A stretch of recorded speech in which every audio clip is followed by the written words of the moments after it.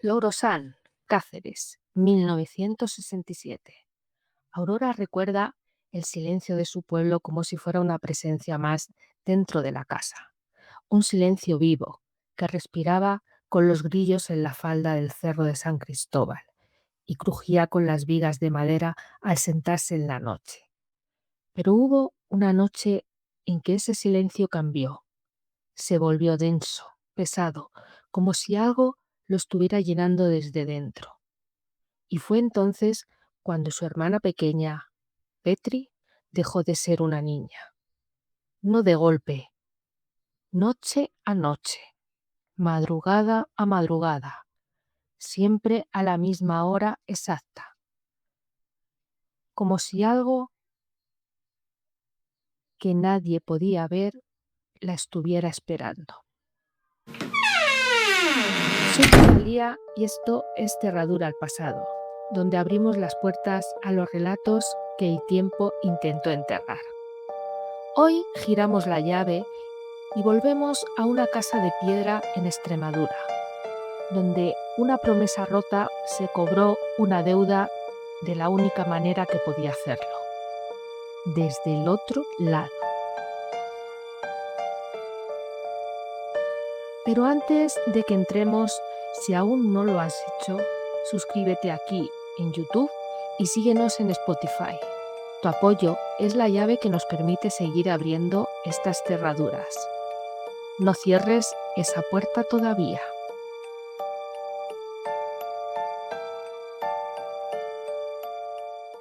La casa de Aurora y Petri era como tantas otras del pueblo. Techos altos, paredes blancas, de cal, suelos de baldosas, siempre frías. Por las noches, la única luz era la de los candiles, que proyectaban sombras largas y temblorosas sobre las paredes. Las niñas compartían cuarto. 9 años Aurora, 6 años Petri. Camas de hierro, mantas ásperas y el sonido del campo entrando por la ventana. En la habitación de al lado, sus padres. En otra contigua, el tío abuelo. Un hombre de campo, rudo, callado, que se había instalado con ellos hacía poco. Poco dado a las palabras, menos aún a las explicaciones. Era una familia normal, una familia sana. Las risas de las niñas llenaban el patio durante el día. Nadie sospechaba que por las noches algo empezaba a entrar. Fue gradual, eso es lo que más asusta de esta historia. No fue un portazo, no fue un grito en la oscuridad. Fue algo mucho más lento y mucho más cruel. Petri, que siempre había sido la primera en despertar con una sonrisa, empezó a aparecer por las mañanas con ojeras profundas y la mirada vacía, como si algo le hubiera robado las horas del sueño, como si hubiera pasado la noche en otro lugar. Al principio nadie le dio importancia. Niños y pesadillas, ya se le pasará. Pero no se le pasó, porque Petri no tenía pesadillas, tenía visitas. Exactamente a la 1:27 de la madrugada, todas las noches, Petri se incorporaba en la cama, no como alguien que despierta de un sueño, sino lenta, rígida, con los ojos abiertos de par en par, clavados en un rincón del cuarto que para Aurora siempre estaba vacío. La primera noche fue solo un susurro. Aurora, hay una señora. Aurora miró al rincón. No había nadie. Su madre entró al cuarto, tocó la frente de Petri, comprobó que no tenía fiebre. La niña volvió a tumbarse como si nada. Pesadillas infantiles, imaginación desbordada, eso dijeron. pero la 1:27 volvió la noche siguiente, y la siguiente, y la siguiente. Las semanas pasaron y Petri se fue consumiendo ante los ojos de su familia. Dejó de jugar, dejó de comer. Sus mejillas, antes redondas y coloradas, se hundieron. Sus ojos perdieron el brillo y las noches se volvieron insoportables. Porque a la 1:27 la escena ya no era solo mirar al rincón.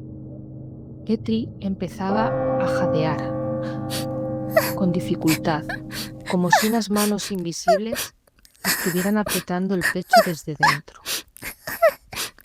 Una noche, con una voz que no parecía salir de la garganta de una niña de 6 años, Petri describió lo que veía. Llevaba un vestido negro muy largo. Está a los pies de la cama. Me mira, pero no tiene ojos, solo oscuridad. Y a la noche siguiente, a la misma hora exacta, tiene un pañuelo en la cabeza. Quiere decir algo, pero no puede. Algo intentaba hablar a través de una niña de 6 años, y nadie sabía por qué había elegido a Petri. La madre estaba desesperada, la llevó al médico. Pesadillas infantiles, dijeron. Nada orgánico, nada que tratar. Pero una mañana en el mercado ocurrió algo que cambió el curso de todo. Una vecina escuchó la historia y dijo algo que al principio sonó extraño, casi absurdo.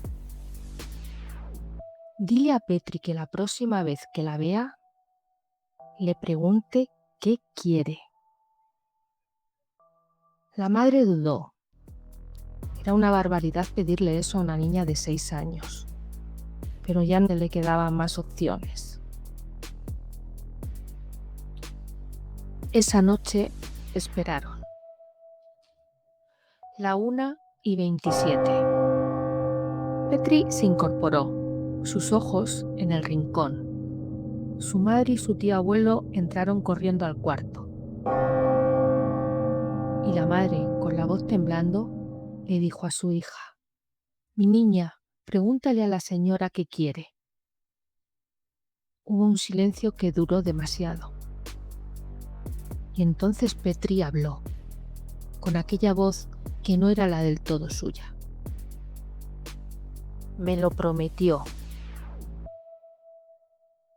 Y a esta hora yo llevaba un broche de flores justo aquí.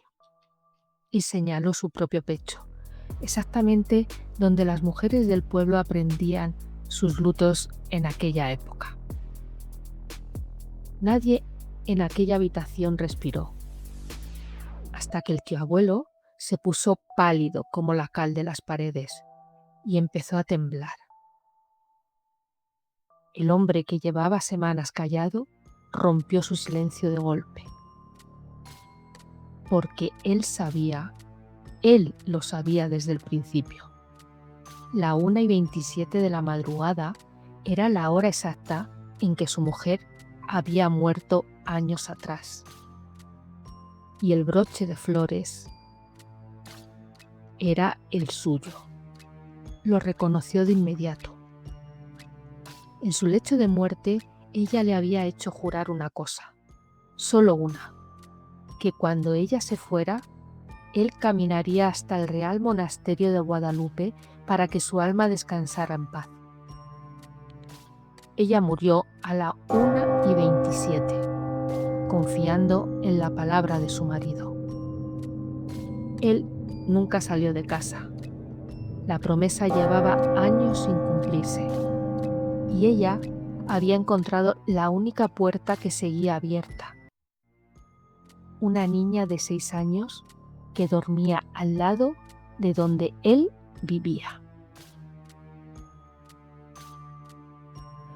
El horror de esta historia no es un fantasma que aterroriza sin sentido. Es una deuda, una promesa rota entre dos personas que se amaron y la desesperación de un alma que no podía descansar hasta que esa deuda se saldara.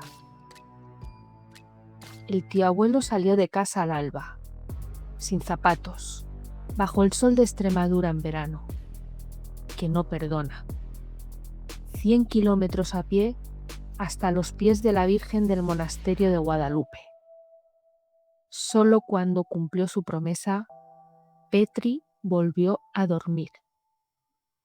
La 1:27 pasó en silencio, y la niña se había ido consumiendo semana tras semana.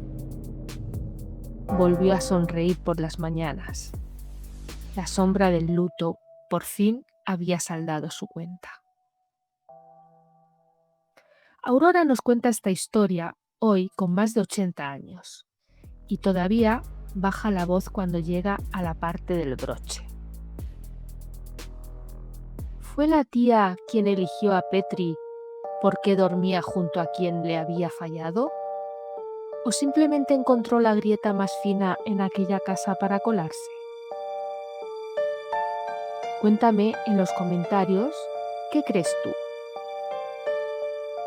Soy Rosalía y esto ha sido Cerradura al pasado. Si este capítulo te ha dejado con esa incomodidad que no sabes dónde colocar, ya sabes lo que tienes que hacer. Suscríbete, activa la campana en YouTube o síguenos en Spotify. Cada apoyo es una llave más en nuestro llavero. Gracias por acompañarme en la oscuridad esta noche. Nos vemos en el próximo capítulo, si el tiempo lo permite.